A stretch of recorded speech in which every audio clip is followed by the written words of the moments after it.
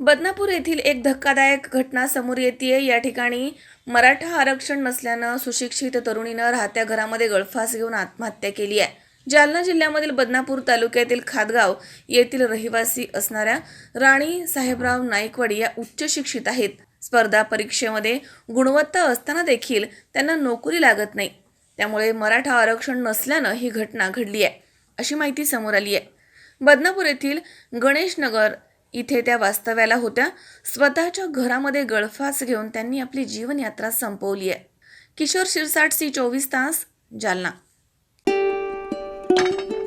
सुनबाई, आजही चहा काल सारखाच बनव। अगं, कोणती नवीन चहापत्ती आणली आहेस का? काय ग, कालच्या चहाचं रहस्य काय आहे? प्रत्येक चांगल्या चहासाठी आवश्यक आहे राजहंस दूध। चहापत्ती तीच, फक्त दूध नवीन। आणि माझ्या चहाला मिळाला सुंदर रंग आणि स्वाद।